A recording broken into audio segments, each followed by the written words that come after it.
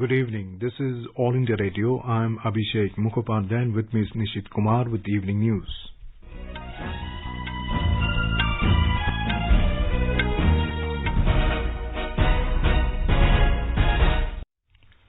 The headlines. Prime Minister Narendra Modi calls for increasing trade and economic cooperation at the virtual summit with his Luxembourg counterpart. Young talents should create robust cybersecurity solutions to protect data and IT-based products, says Prime Minister. India slams Pakistan for aiding and abetting cross-border terrorism. COVID-19 national recovery rate improves to 93.58%. High-level central teams deputed to Haryana, Rajasthan, Gujarat and Manipur for preventing the spread of COVID-19. And fine for those not wearing masks in Delhi increased from 500 to 2,000 rupees.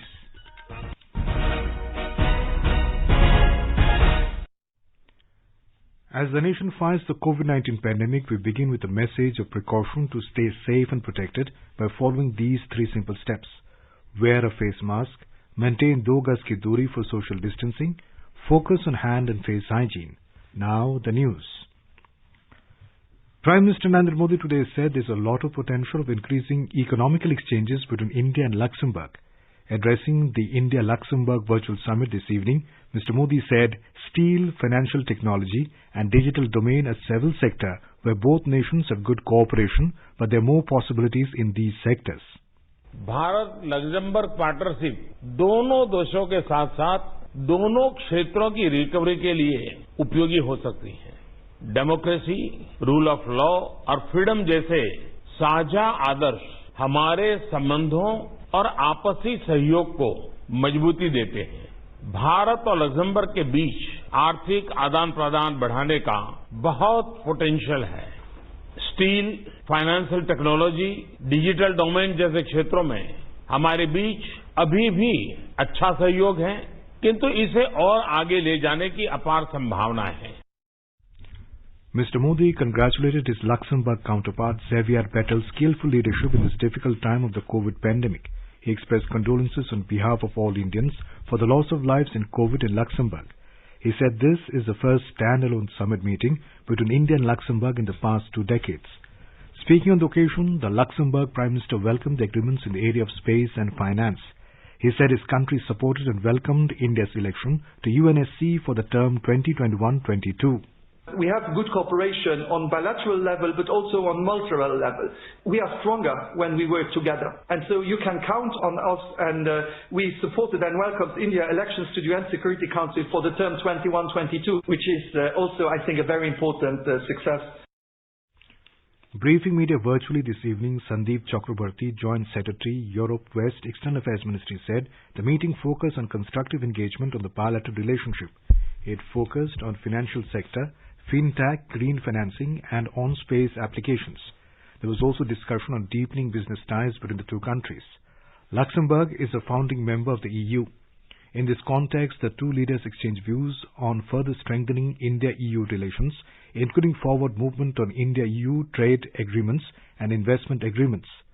There was also discussion on the multilateral cooperation and achieving effective and reformed multilateralism. Global issues like climate change and terrorism were also discussed. Prime Minister Modi highlighted the challenge the global community faces from terrorism and the need to eradicate it in all its forms and manifestations. The Luxembourg Prime Minister conveyed the intention of Luxembourg to join the International Solar Alliance. Mr. Modi invited Luxembourg to join the coalition for disaster-resilient infrastructure. There was also a lot of discussion on the COVID situation, on vaccine development and also the infrastructure for vaccine delivery. Prime Minister Narendra Modi and his Luxembourg counterpart Xavier Bettel have welcomed the growing economic relationship between the two countries. Joint statement on the India-Luxembourg virtual summit said both leaders expressed satisfaction that companies from both India and Luxembourg were expanding their presence in each other's countries.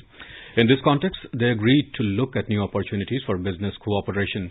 Both Prime Ministers welcomed the signing of a cooperation agreement between Invest India and Luxinnovation to support and develop mutual business cooperation between India and Luxembourg companies. The joint statement said that the two prime ministers also took note of the long-standing cooperation between India and Luxembourg in the steel sector.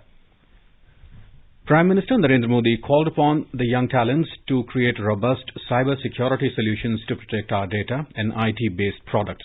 He laid emphasis on a sound data governance framework. Speaking after inaugurating the Bengaluru Tech Summit virtually today, the Prime Minister assured IT, innovation and other tech industries of liberal policy framework. With the rapid increase of tech use, data protection as well as cyber security become very, very important. Our youth can play a big role in devising robust cyber security solutions. These solutions can effectively vaccinate digital products against cyber attacks and viruses. Mr. Modi said that the government has eased the compliance burden of the IT industry, engaged with the stakeholders in the tech industry to create a future framework for the growth of the sector. Talking about the role of technology in the defense sector, the Prime Minister said that the global conflicts are based on technological innovations where data analytics play a crucial role. The Prime Minister explained the possibilities of technology in taking the benefits of governance to the last man in society. He said technology helps speed up delivery of government programs and encourages transparency. Our governance model is technology first. Millions of farmers receive monetary support in one click. Our government has used the power of data analytics to ensure better service delivery and efficiency. Technology is the prime reason our schemes have gone beyond files and changed lives of the people at such a speed and scale. Today, when we are able to help the poor build their home at an unprecedented scale, speed and transparency, it is thanks to technology. The Prime Minister said that the policy of his government is to find tech solutions for their quick implementation, whether it is the world's largest health insurance program Ayushman Bharat or reaching electricity and providing shelter to the poor. Bengaluru Tech Summit, inaugurated virtually by the Prime Minister Narendra Modi, deliberated on various issues of importance today during the panel discussion. In his keynote address earlier today, industrialist Anand Mahindra felt that COVID pandemic is the catalyst that can speed up the technological and societal transformation with relevant solutions for the new world. More from our correspondent. Several sessions were held today as part of the Tech Summit. In a session on drones and robotics, the chairman of IIT Varanasi, Dr. Kota Harinarayana, has informed that India has the second highest number of startups in the agri-tech sector. He said drones can capture images as close as 1 to 2 meters, helping identify problems, especially in small holdings. They are cost-effective solutions to overcome the challenges in the agriculture sector. He said drones were used to spray insecticides to dry away the locusts recently. Drones were also used on trial basis during medical emergencies along with ambulance teams. In another session on the impact of IP or intellectual property rights on innovation, the Patent Council of Intel in India, Dr. S.K. Murthy, said that the new amendments to the IP law in India will make the country a technological hub. Sudhindra, AIR News, Bengaluru. Newly appointed Education Minister of Bihar, Mewalal Chaudhary, today resigned from his post amid a lot of criticism from opposition parties over corruption charges. On the advice of Chief Minister Nitish Kumar, the Governor, Fagu Chauhan, has accepted his resignation. Building Construction Minister Ashok Chaudhary has been given additional charge of Education Minister. Criminal cases are pending against him. In Bihar, former Chief Minister Jitan Ram Manjhi today was sworn in as a pro-tem Speaker of the newly elected 17th Bihar Legislative Assembly. Governor Fagu Chauhan administered him the oath of office at a function organized at Raj Bhavan in Patna. 74 years old Hindustani Awam Morcha HAM Chief Jitan Manjhi, who has been elected from Imamganj Assembly constituency, is among the senior-most members of the House. Mr. Manjhi will administer oath to newly elected members of Bihar Assembly on the 23rd and 24th of November. The House has a strength of 243 members. In the Union Territory of Jammu and Kashmir, the BJP has released fifth list of 5 candidates for 6th, 7th and 8th phases of upcoming District Development Council DDC elections at party headquarters Jammu. AIR Jammu correspondent reports that General Secretary BJP and Jammu and Kashmir Devinder Kumar Manyal, in consultation with the party president Ravinder Raina and senior party leaders, made the announcement. In the Union Territory of Jammu and Kashmir, advisor to Lieutenant Governor Bashir Ahmed Khan today exhorted officers to work with added dedication and proactive approach for smooth and successful conduct of the District Development Council and Panchayat by-elections. The advisor said this while reviewing election preparations and winter preparedness in Kupwara district during a meeting today. Union Petroleum and Natural Gas and Steel Minister Dharmendra Pradhan has called upon the government of Odisha for a comprehensive and long-term resolution of Odisha's border disputes with its neighbouring states. In a letter to Chief Minister of Odisha, Naveen Patnaik, the Union Minister emphasised on resolving the long-standing border disputes between Odisha and the neighbouring states of Andhra Pradesh, West Bengal, Jharkhand and Chhattisgarh. In Assam, a high-level interministerial central team will visit the state on the 23rd to 25th of this month for an on-the-spot assessment of flood landslide damages this year. The team will be led by Additional Secretary Mitigation of NDMA, Sandeep Pondrik. Responding to Assam government's appeal, Ministry of Road Transport and Highways has declared the roads connecting the existing National Highway 715 near Jorhat with Kamalabari Ghat in Majuli as National Highway 715K under the National Highways Act 1956. Chief Minister Sarbananda Sonowal has welcomed Centre's decision to declare the new highways in the state. Odisha Vidhan Sabha will not have question hour during the upcoming session beginning tomorrow. The 40 days winter session of the State Assembly will continue till the 31st of December. Our correspondent reports, as per the official release, the session will be conducted while adhering to the COVID-19 guidelines.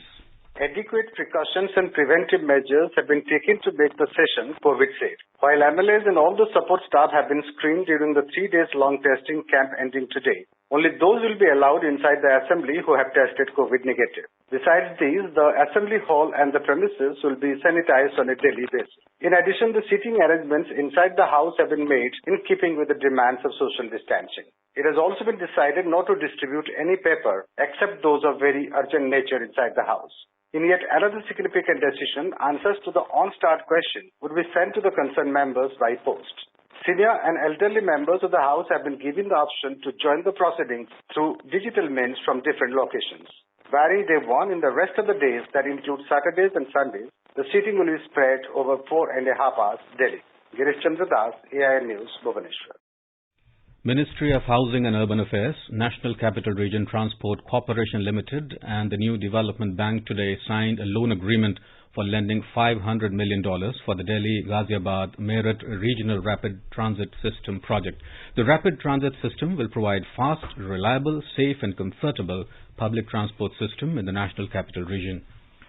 India slammed Pakistan today for aiding and abetting cross-border terrorism. Replying to a media query, External Affairs Ministry spokesperson Anurag Srivastava said Pakistani forces continue to engage in providing supporting cover to infiltrators despite repeated calls for restraint and adherence to the ceasefire understanding of 2003 for maintaining peace and tranquility.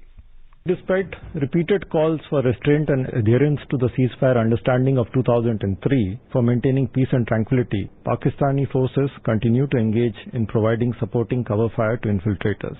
The incessant infiltration of terrorists and induction of weapons to fuel terror activities continues unabated. The spokesperson pointed out that such activities are not possible without the support of Pakistani forces deployed along the LOC. The Charge d'Affaires of the High Commission of Pakistan was summoned by the Minister of External Affairs on the 14th of this month. A strong protest was lodged over unprovoked ceasefire violations by Pakistani forces on multiple sectors along the line of control in Jammu and Kashmir on 13 November, resulting in the death of 4 innocent civilians and serious injuries to 19 others. The spokesperson said India also strongly protested Pakistan's continued support to cross-border terrorist infiltration into India. He said Pakistan was once again reminded of its bilateral commitment to not allow any territory under its control to be used for terrorism against India in any manner. The Mumbai terror attack mastermind and Jamaat-ul-Dawa head Hafiz Saeed has been sentenced to 10 years imprisonment in an illegal funding case. According to reports, an anti-terrorism court in Pakistan announced him guilty on 2 terror charges and also ordered for seizure of his properties. Saeed was arrested on July 17 last year on charges of terror financing. He was sentenced to 11 years in jail on February this year. Hafiz Saeed is among one of the most wanted terrorists. US has placed a bounty of $10 million on him. You are listening to the evening news on All India Radio. A reminder of the headlines before we move on. Prime Minister Narendra Modi calls for increasing trade and economic cooperation at the virtual summit with his Luxembourg counterpart. Young talent should create a robust cybersecurity solutions to protect data and IT-based products, says Prime Minister. India slams Pakistan for aiding and abetting cross-border terrorism. COVID-19 national recovery rate improves to 93.58%. High-level central teams deputed to Haryana, Rajasthan, Gujarat and Manipur for preventing the spread of COVID-19. And fine for those not wearing masks in Delhi increased from 500 to 2,000 rupees. For quick news updates around the clock, follow us on our Twitter handle at AIR News Alerts. चलो मिलकर एक शुरुआत करें, चलो एक फैसला आज करें, मास्क नहीं तो टोकेंगे, कोरोना को रोकेंगे, चलो एक इरादा करते हैं, चलो कुछ वादा करते हैं, मास्क नहीं तो टोकेंगे, कोरोना को रोकेंगे. The COVID-19 recovery rate of the country has further improved to 93.58%. More than 83,000 people have recovered so far. In the last 24 hours, 48,493 recoveries have been reported across the country. The Ministry of Health said the daily trend of recoveries has outpaced new cases, ensuring continuous shedding of active caseload, and the active caseload has fallen below 5% of the total cases. The active cases currently comprise only 4.95% of the total positive cases, and the total number of active cases in the country is 4,43,303. The Health Ministry said a total of 45,576 new cases of COVID-19 have been reported in the country within 24 hours. Centre has deputed high-level central teams to Haryana, Rajasthan, Gujarat and Manipur to assist the states in strengthening containment, surveillance and testing. With the surge in the daily new cases and the spike in the daily fatalities in Delhi, the spillover effect has been observed in the NCR regions within the states of Haryana and Rajasthan, where the number of COVID-positive patients is on the rise. Health Minister Dr. Harshvardhan has expressed confidence that COVID-19 vaccine will be made available to the people of the country in a couple of months. Speaking at a FICCI program virtually, Dr. Vardhan said a tentative guideline has been planned for the distribution of vaccine. He said after the corona warriors, vaccine will be administered to the persons who are above 65 years of age. Dr. Vardhan said that an estimated 400 to 500 million doses of the vaccine will be available by July and August next year, which can be administered to 25 to 30 crore of people initially. Home Ministry has said that 500 isolation beds at COVID Care Centre at Chhatarpur will be converted to beds with oxygen facility. The beds will be ready by this weekend. About 150 ICU beds have been added in the last 3 days in Delhi, and currently capacity of 3,652 ICU beds will be further ramped up. Home Ministry said in a series of tweets that these measures are being implemented under directions of Home Minister Amit Shah to ramp up Delhi's medical infrastructure due to COVID-19 surge. Delhi government has announced to increase the fine from 500 rupees to 2,000 rupees for not wearing masks in the national capital. Briefing media today, Delhi Chief Minister Arvind Kejriwal said that arrangements have been made for availability of 1,413 ICU beds in the city for corona patients, out of which 663 beds have been provided in Delhi government's hospitals, and arrangements of 750 ICU beds will be made by the central government. The Chief Minister also appealed people not to celebrate Chhath at the ponds and water bodies in view of the COVID-19 pandemic. He said celebration of Chhath is not banned, but entering of a large number of people in a pond or river is banned, as all of them will contract the infection if even one of them has COVID-19 infection. Delhi Chief Minister Arvind Kejriwal today held an all-party meeting to discuss the prevailing COVID-19 situation in the national capital. In Maharashtra's Wardha, an Unlock Learning initiative has been implemented for the ashram schools for the academic session 2020-21. There are 6 ashram schools in the state, of which 4 are aided while 2 are unaided. Besides providing textbooks to the students, they have been kept in the stream of education by implementing various initiatives. More in this report. Out of total 6 ashram schools in the state, only 2 ashram schools have shown initiative to participate in the Unlock Learning program by the Office of Integrated Tribal Development Project. The initiative aims at imparting educational activities to the tribal students amid the closure of regular school learning activities due to corona pandemic. At the same time, parents and students are being given guidance on healthcare of the students. Currently, as many as 213 students of these 2 ashram schools are benefiting from the initiative.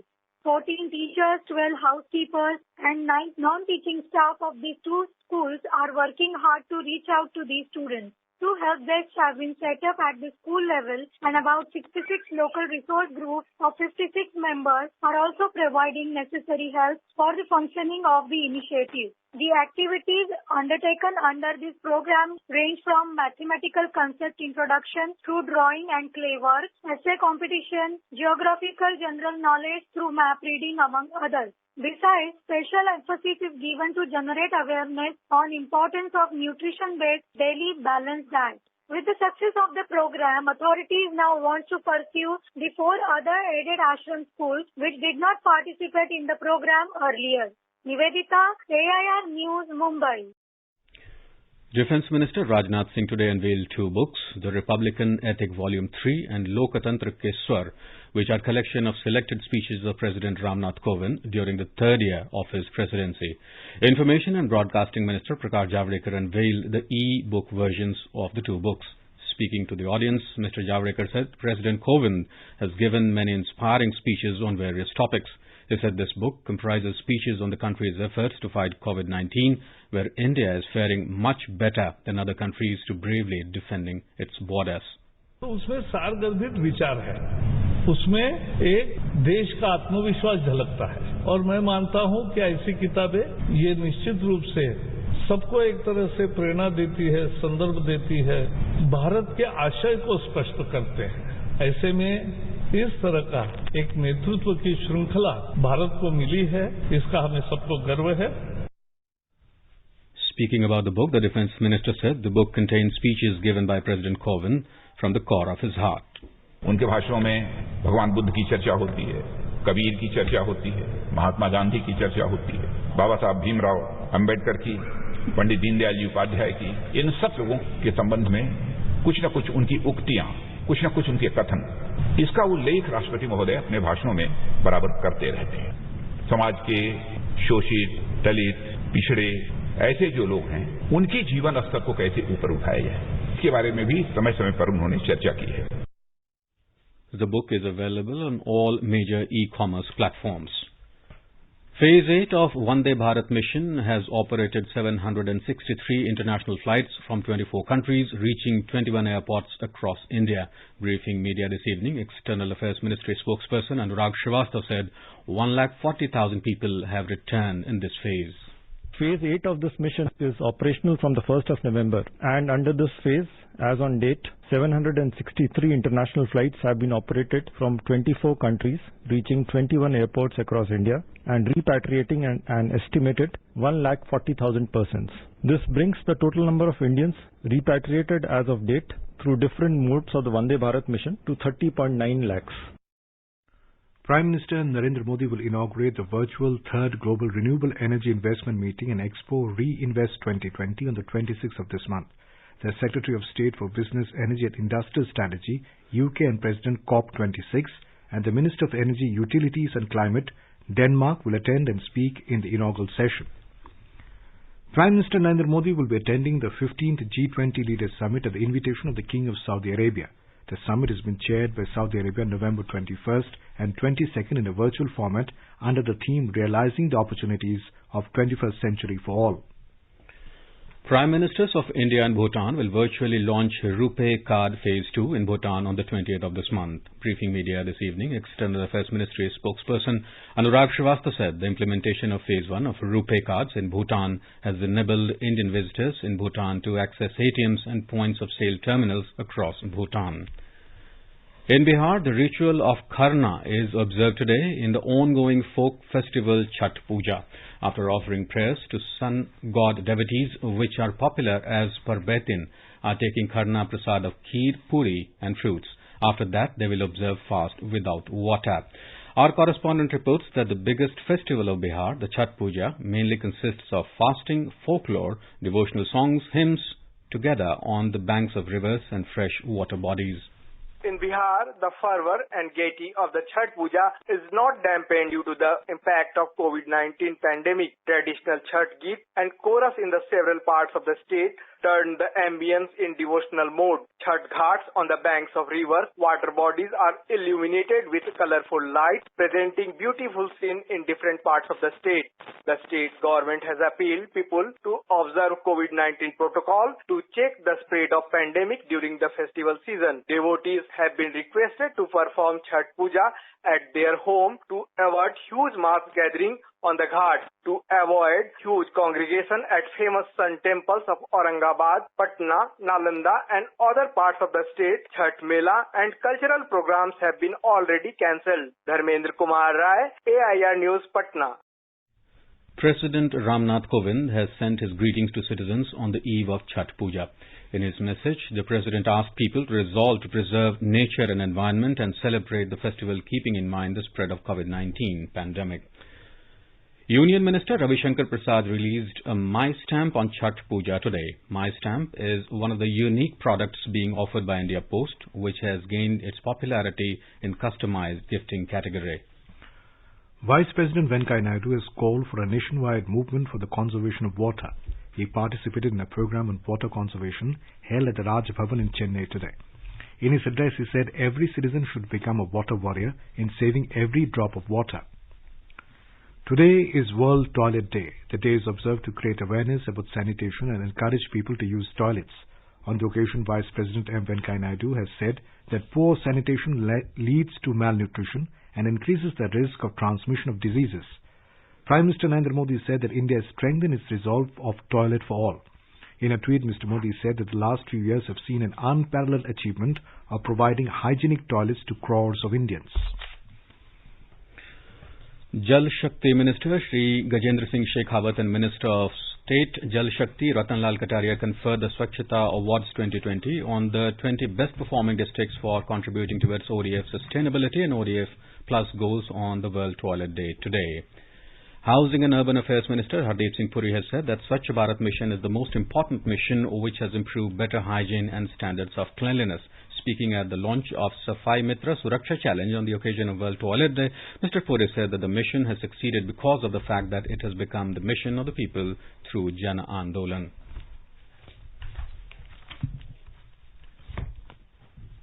Now let us take a look at the weather forecast for tomorrow.